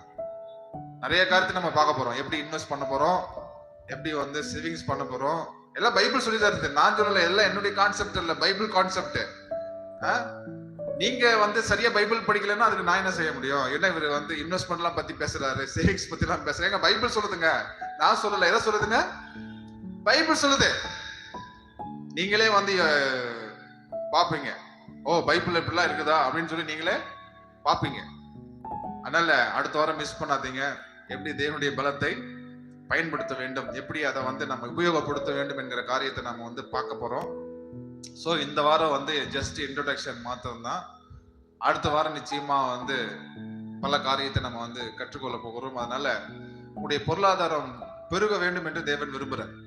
எத்தனை பேர் அதை நம்புறீங்க? அல்லேலூயா. இப்படி பொருளாதாரம் பெருகணுமா இல்லையா? பெருகணுங்க. நீங்க பெருகினா தானுங்க சர்ச்சு பெருகும். நீங்க பெருகாம சர்ச்சு பெருகாதுங்க. அதனால நீங்க என்ன செய்யணும்? பெருகணும். ஆண்டு உங்களை ஆஸ்வதிக்கணும்னு விரும்புறாரு. இப்படியே இருக்காதீங்க. நம்ம வந்து 1000 மடங்கு பல மடங்கு நம்ம பெருகும்படியாக தேவன் கிருபை நமக்கு கொடுத்திருக்கிறார். அதனால ஆண்டவர் வந்து நிச்சயமா உங்களுடைய வாழ்க்கைய மாற்ற போகிறார். சுவிசேஷம் நம்ம வாழ்க்கையை மாற்றும். சரியா? ஆமே. எது நம்ம வாழ்க்கையை மாற்றும்? சுவிசேஷம் நம்ம வாழ்க்கையை மாற்றும். அதனால இங்க கொடுக்கிற சத்தியத்தை தயவு செஞ்சு மிஸ் பண்ணாதீங்க. இது வந்து லைஃபை சேஞ்ச் பண்ணுகிற பிரின்சிபல்ஸ். ஏதோ வந்த பிரசங்கமான 4 வார்த்தை பேசணும் அப்படின்னு போறதுல எல்லாம் இல்லை. இது நான் இங்க சத்தியத்தை பேசிட்டு இருக்கேன். உங்க லைஃப் நிச்சயமா சேஞ்சஸ் ஆகும் இந்த வார்த்தையை நீங்க கேட்கும் போது. ஏன்னா நம்முடைய எண்ணம், யோசிச்சு பாருங்க, தரித்திரத்தை பிரசங்கம் பண்ணக்கூடிய சர்ச்சுக்கு போனீங்கன்னா உங்க வாழ்க்கை தரித்திரமா தான் இருக்கும். ஏன்னா அவங்க என்னதான் பேசுறாங்கன்னா வனாந்தரத்தை தான் பேசுறாங்க. பேர் என்ன? வனாந்தர ஊழியம். அப்ப விசுவாசியுடைய வாழ்க்கை எப்படிதான் இருக்கும்? வனாந்தரமா தான் இருக்கும். வனாந்தரத்துல என்ன கிடைக்கும்? கசப்பான தண்ணி தான் கிடைக்கும். அந்த கசப்பான தண்ணி என்னாச்சுங்க, கிருபையின் மூலமா மாறாவின் தண்ணீர் மதுரமாய் மாறினது. புரிதுங்களா? அப்போ நாம இங்க வந்து எதை பேசுறோம்னா, சத்தியத்தை பேசும்பொழுது சத்தியத்தையும் அறிவீர்கள், சத்தியம் உங்களை அந்த சத்தியம் நிச்சயமா உங்களை என்ன பண்ணும், விடுதலை ஆக்கும். அந்த சத்தியம் நிச்சயமா உங்களை மாத்தும். உங்களுடைய பொருளாதாரம் நிச்சயமா மாறும். ஆமென், அல்லேலூயா. கர்த்தர் உங்களை வந்து ஆபிரகாம போல இந்த உலகத்துல வாழ வைக்கிறார். நம்மள ஆபிரகாமின் பிள்ளைகளா இருக்கிறோம். நம்மள யாருங்க? ஆபிரகாமின் பிள்ளைகளா இருக்கிறோம். அதனால ஆண்டவர் வந்து உங்களை என்னையும் ஆசீர்வதித்திருக்கிறார். உங்களுக்கும் எனக்கும் ஐஸ்வர்யத்தை சம்பாதிக்கக்கூடிய பலனை கொடுத்திருக்கிறார். இடம் கொள்ளாமல் போகும் மட்டும் நாம் பெருக வேண்டும் என்கிற ஆசீர்வாதத்தை நம் மேல ஆண்டவர் வச்சிருக்கிறார். உங்களுடைய பண்டக சாலை பூரணமாய் நிரம்பும், உங்களுடைய ஆலைகளில் திராட்சை ரசம் புரண்டோடும். சரியா? சோ நம்ம எழுந்து நிற்போம், நம்ம முடிச்சிடலாம். ஜெபம் பண்ணுவோம். எல்லாரும் எழுந்து நிற்போம். ஹல்லேலூயா. ஸ்தோத்திரம் ஆண்டவரே. நன்றி தகப்பனே, நன்றி நன்றி. எல்லாரும் எழுந்து நிற்போமா? ஹல்லேலூயா. ஸ்தோத்திரம். நன்றி ஆண்டவரே. ஹல்லேலூயா. ஸ்தோத்திரம் ஸ்தோத்திரம் ஸ்தோத்திரம் ஸ்தோத்திரம் ஸ்தோத்திரம். Thank you Jesus. Thank you Jesus. Thank you Jesus. Thank you Jesus. Thank you Jesus. Thank you Jesus. Thank you Jesus. Hallelujah. Hallelujah. Hallelujah. Hallelujah. Hallelujah. ஸ்தோத்திரம் ஆண்டவரே. இந்த காரியத்தை நீங்க ஆசீர்வதித்ததுக்காய் ஸ்தோத்திரம். உடைய கிருபையினால மூடிக்கொள்ளுங்க. தேவனுடைய தயவும் தேவனுடைய ஆசீர்வாதமும் எங்கள் மத்தியில் இருக்கிறபடினாலே நன்றி. தொடர்ந்து ஆண்டவரே இந்த காரியத்தை நீங்க ஆசீர்வதித்ததுக்காக நன்றி. கிருபையினால மூடிக்கொள்ளும். ஐஸ்வர்யத்தை சம்பாதிக்கக்கூடிய பலனை எங்களுக்கு தந்ததுக்காக நன்றி. இயேசுவின் நாமத்தில் ஜெபிக்கிறோம் என் ஜீவனுள்ள நல்ல பிதாவே. ஆமென். ஆத்துமாவே கர்த்தரை ஸ்தோத்திரி, என் முழு உள்ளமையுடைய பரிசுத்த நாமத்தை ஸ்தோத்திரி. ஆத்துமாவே கர்த்தரை ஸ்தோத்திரி, அவர் செய்த சகல பரங்களையும் மறவாதே. ஆமென். நம்முடைய கர்த்தராகிய இயேசு கிறிஸ்துவின் கிருபையும் பிதாவாகிய தேவனுடைய அன்பும் பரிசுத்த ஆவியானவருடைய அன்யோன்ய ஐக்கியம் தங்கியிருப்பதாக. ஆமென். ஆமென்.